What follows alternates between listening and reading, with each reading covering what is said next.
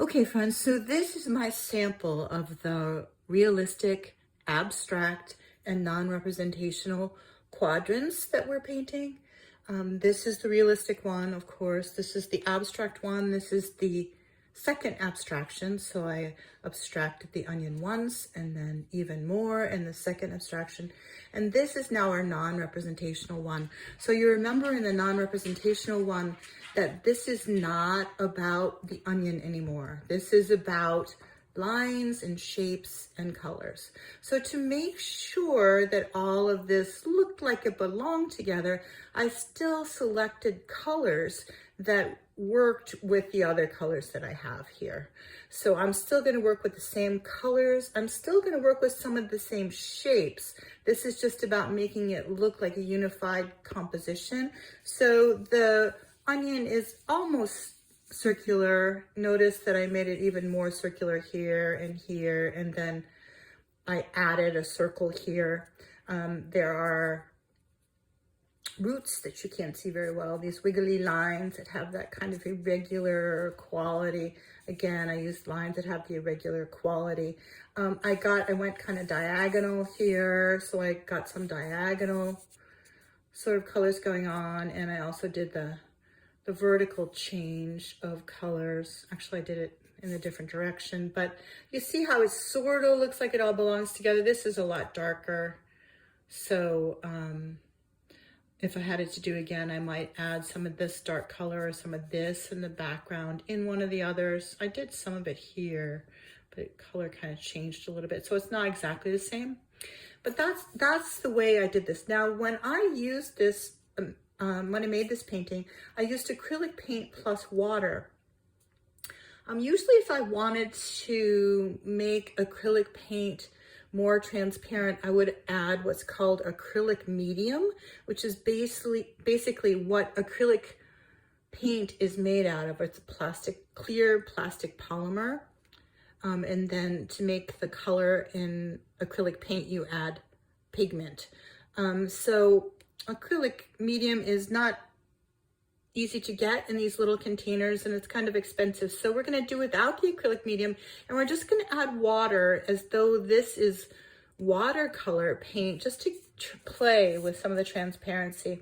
So I told you, typically if you want your painting to be a flat color and you don't want these streaks, you're going to either do 2 layers, or you're going to I guess you're going to be careful about drying out the brush so you don't get water in it. But we're not going for a flat color here. We're going for combining colors and just making that gradual transition between colors. So I have my palette set up here. I just used the same old paper plate that I had. You can see it's been reused. Once the acrylic paint has dried up, you can put paint on top of it without worrying that they'll mix, because now it's just solid plastic. It's not gonna blend anymore. I also have my cup of water, my brushes, and I have a big cup of water. I have 3 brushes here because I might, need to change up the brushes depending on what spaces I'm painting in. I have my paper towel, or you could have a rag or a paper napkin, anything to dry the brush on, or to dab it to make sure that you've gotten all of the paint out of the brush when you're changing colors. So what I did here is I just painted, and I'm going to turn to another page. This again is not the ideal kind of paper to be painting on because it's not heavy enough. Usually the heaviest paper that I would paint on, or the lightest paper that I would paint on would be like cardstock or something, because you can see how it kind of curls up. You see, mine wanted to curl up, but I taped them down. And don't ask why I've got 2 pages. I did make a mistake. But anyway, it gets kind of wiggly. So it's not ideal. But this is just a practice piece, so we won't worry about that. Okay? So you gotta just let yourself be really flexible here, because for some people this is more difficult than you imagine, because you're used to painting a thing, right? When you're painting, well, we're not painting a thing this time, we're just painting. So I'm gonna pick colors that I like and I'm gonna mix it together in the middle of my palette here. I'm just gonna pick a little yellow to start with and a little white because I really like that kind of light yellow. Not a real big, bold yellow fan. I know some people really like that. It's very cheerful, but I like the paler tints of yellow, so I'm going to go for that.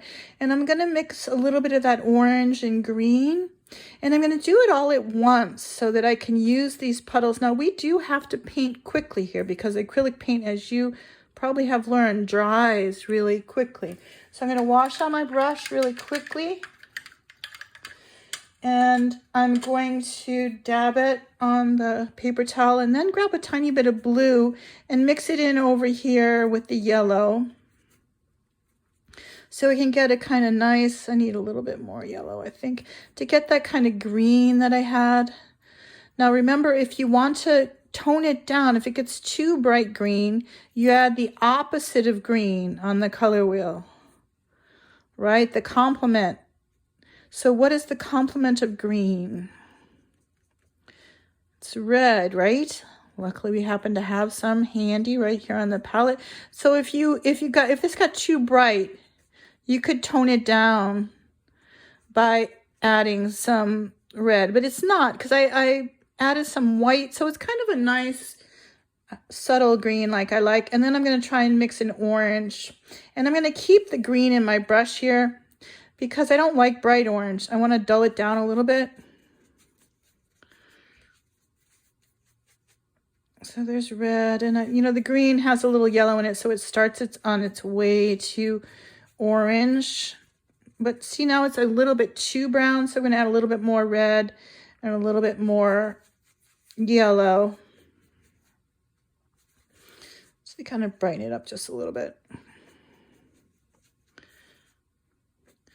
Okay, so I'm going to start painting with these colors because I'm going to have to paint pretty quickly or they're going to start drying up. So I'm going to wet. Now you can do what's called a wet on wet, where you paint the whole page wet like this. Oh, this already had paint in it, sorry. It's all right. You can paint the paper down like this. This is not so good to do on this paper because, like I said, if it soaks up too much water, it's going to get all bumpy. But it does help you to paint in those colors and have them blend together. So I'm going to add the orange and a little yellow and a little green. Just going for some stripies here. Okay, I'm going to make this small so we don't paint the whole page because your paper is not that big. Okay, and then I didn't get any of the orange in, so I'm going to add some orange in here. Now, while it's still wet, do you see how the edges are soft? So some places where it's drying quickly, it sort of makes a line. But in other places, the water helps the colors to sort of flow together. So you get a lot of softer colors, okay? You don't have to do it that way. You can not wet the paper and just blend colors as you go. So that will get a little bit more vibrant color. And again, you can be just painting shapes here if you want. I'll just put a circle up here. You can be doing diagonal lines. You can be doing vertical or horizontal lines. You can just like I'm doing right now, just sort of free for all it. Like just keep going and just keep painting and adding stuff until you get something you like. Now you do want to paint the whole thing. So if you want to keep some white in there, paint it white. I'm going to put a little bit more orange up here.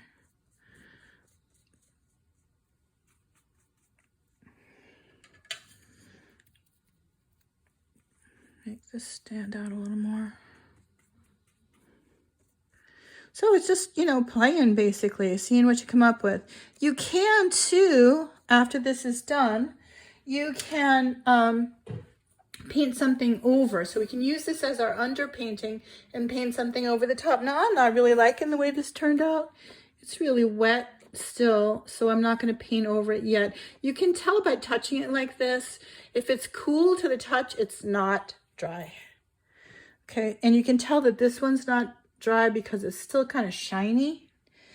So it needs to dry a little bit more. But you can also wait until it dries. You can use a blow dryer if you're impatient, and you can paint over it, adding other layers, adding a little more detail, adding more shapes. I quite like this one, so I would kind of stay with that, but it's up to you. Okay, so that's how you do the non-representational painting. Next, after that, we are going to use our one of our sketches here from our quadrant we're going to enlarge one. I think I told you a little bit about this, right? We're going to use the grid technique to enlarge it. So you're going to pick the one that you like best.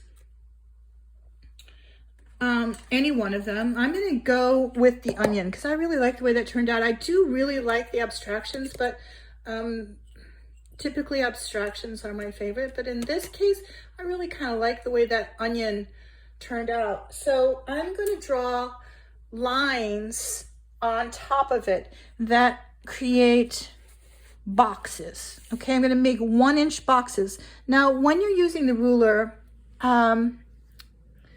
I hope you all have a ruler at home. Many rulers, I don't know if you can see here, but you see how this, can you see that? It doesn't, where the measurement starts, let's see, I gotta do it here. Where the measurement starts is right here in that first line, not at the end of the ruler. So you have to line up that little line with the edge of the paper, okay? So I'm going to line up, and this will be easier if I tear this out of here, I think, because otherwise the coils from the spiral binding are going to get in my way.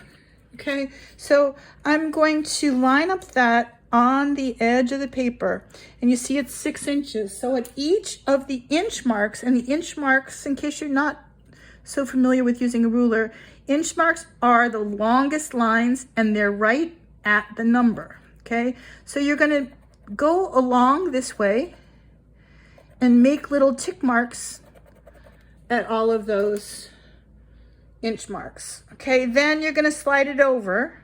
You're going to do the same thing. You're going to start here and you're going to do it again. Now this is so that your line will go straight.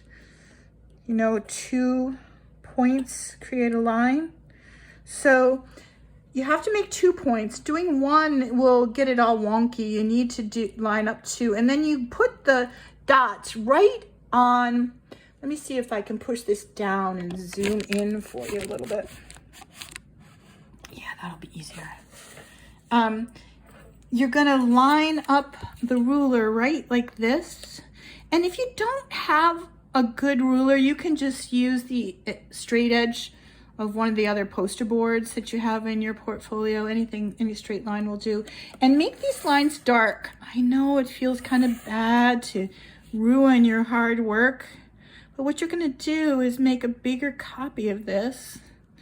And of course, if you like it so well that you want to give this little section to someone as a gift or make a card out of it, you can do your second choice or your third choice.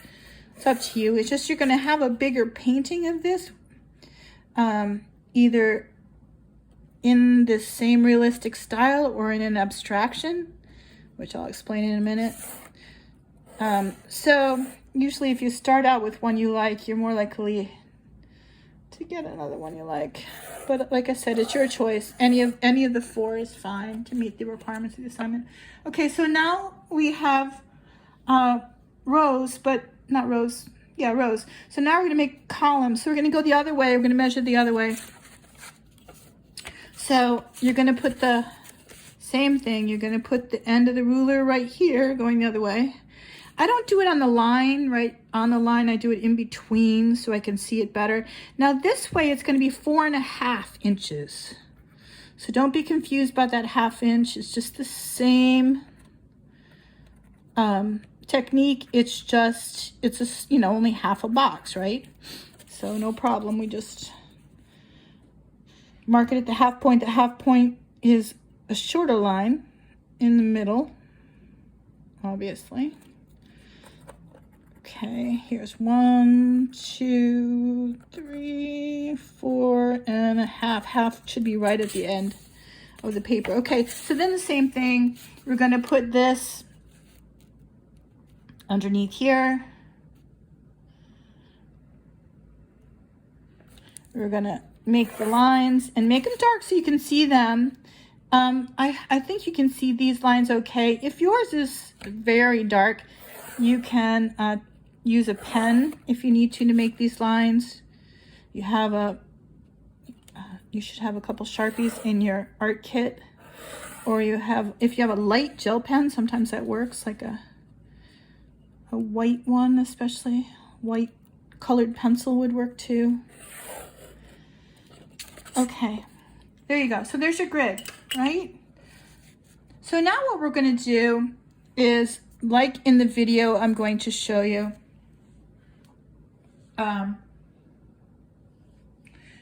we are going to enlarge each box. So this is a way of not getting overwhelmed by the subject and just doing one box at a time. It's really, it's a technique that helps you to simplify your drawing. So like I said, we used to do this with a photograph. So you have a photograph, you can do the same thing. You can draw the lines on here and then transfer the image. You could make a painting that's the same size. Like say you wanted to do this again, you could make the boxes 1 inch by 1 inch on another page. But in this case, we're going to make it bigger. We're going to blow it up because the paper that we have is 11 by 14, which happens to be just exactly, because I designed it that way. No, it's not actually. It's 9 by 12. Okay, so we're going to make a 9 by 12 painting that will fit perfectly on your poster board. Okay, so we're going to make it 2 inches. Now this is what it's gonna look like. This is my 11 by 14. All of your paper is 11 by 14. So we're going to make it 9 by 12. We're going to draw the boundaries. So here's 9 inches right here.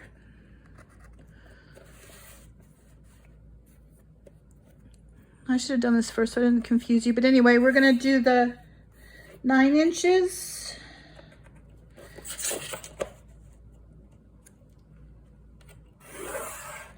And I'm going to put 2 lines there. So you can see that's the edge. That's going to be the edge of your painting. And then it's going to be 12 inches, so it'll go right to this line. So here's our border. This is all going to be the outside of your painting. Okay, you with me? Now you're going to divide, you're going to make boxes that are bigger. Notice these are 2 inches by 2 inches. But now you have the same proportions as your little smaller one. Okay, the way I did this is, and you could just draw the borders first. You can do it if you want to put the 9 by 12 in the middle so you have a border all the way around, that's fine. But I think it's easier to just start from the edge.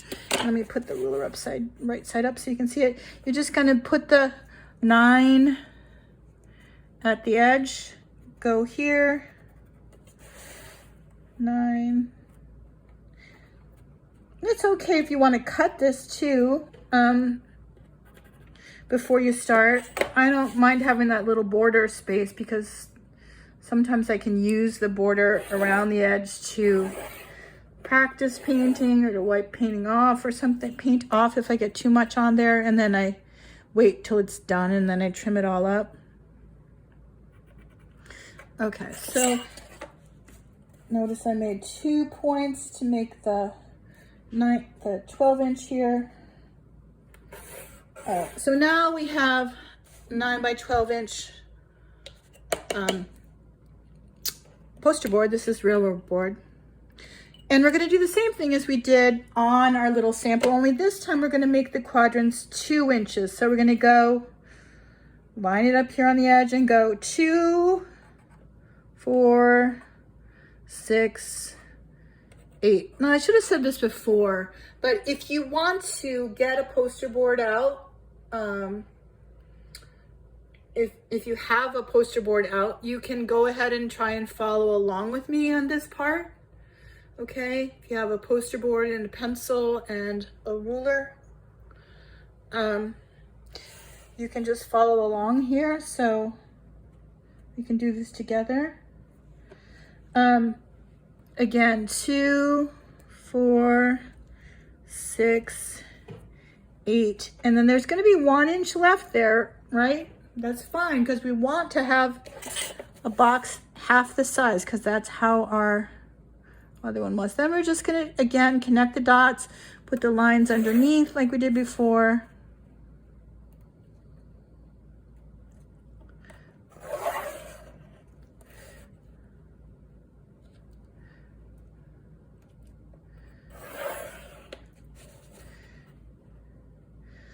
Okay, so now we're going to do it the other way. So we're going to measure them here. Again, 2 inches each way. So we'll have 2, 4, 6, 8, 10, 12.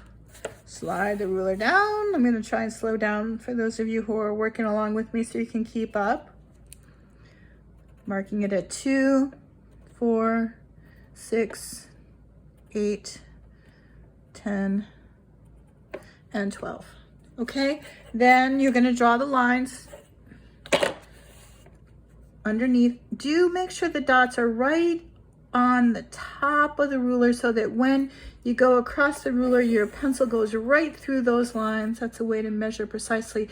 And you know, I'm not usually a really precise artist at all, but with this technique, at least for when you're setting it up this way, the more precision you use, the less confused you'll be later, because you're trying to match these things up. And if they match exactly, it's going to be a whole lot easier than if they don't. Okay, so there's, and we have one more down here. Then we've got our grid. Okay. Oops, I should have gone all the way off here. I forgot about that little half box. So you should go all the way to the edge of the paper.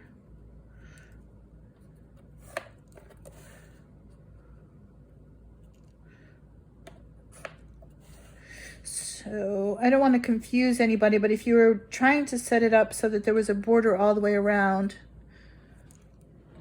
I can show you how to do that. Let's just say it that way, because I'm afraid I'll confuse you. But if you want a border all the way around instead of it going all the way to the edge, let me know and I'll show you how to do that.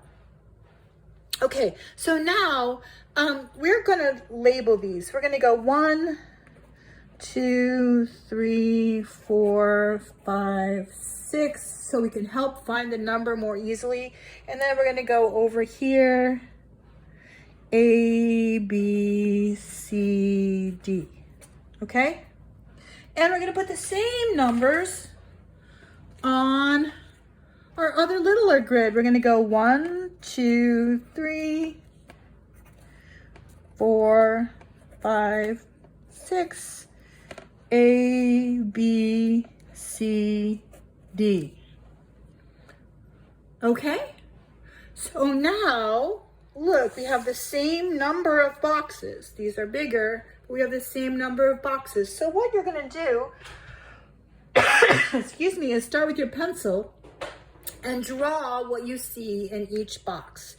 I don't see anything. There's no lines or shapes I need to draw in this box. But in this A box, I see this part of the stem. So I'm going to know where that line starts. It starts here below the center and it goes over on a diagonal almost to the center of the box. And then it goes down. So I start here, almost the center, go over to the center of the box, and then it goes down a little bit. Okay, then I'm gonna follow this back so that I make that little finger-like looking thing. And I'm gonna go out over here, sort of makes a little zigzag. So I'm gonna go, actually it goes almost like this, right? And then down here. And again, I didn't get this line far enough because I'm looking here for a reference. Like this goes 3/4 of the way across, so I need to make this line longer. And then I'm gonna go, and you can look here too, it's getting lower in the box. So try and measure, like here it's about 3/4 of the way over, and here it's, you know, this far down. So maybe I should go down this way and then have a little wiggly line, around and wiggly line. It goes over to about halfway. Okay, so like that. So there I've done just that part, and I'm gonna keep going in each box and drawing just what I see, okay? Over here, I would go in a sequence so you don't get confused. So here's A, and then right next to it is B. So in the B box, I'm gonna draw what I see there until the whole thing is drawn on here, okay? Then you're going to be able to use this as a reference for painting. Now, you can either do it realistically like this, you can paint just what you see in the box, or I'm going to show you another technique, the Glenn Close technique. Now, the Glenn Close technique for painting abstractions is going to be the more challenging of the two projects. Not Glenn Close, Chuck Close, sorry. The Chuck Close, I have the whole slideshow to show you about Chuck Close. He's a really brilliant painter. So it's really fun if you like abstraction to go ahead and try that, but I'm going to leave it up to you. If you want a realistic painting, or it could be an abstraction, but identical replica of the original painting, you can do that. Or you can make an abstraction using Chuck Close's technique, okay? So I think that's enough for now because I've said a lot. If you have any questions, of course, feel free to ask. And I hope you have fun with this project.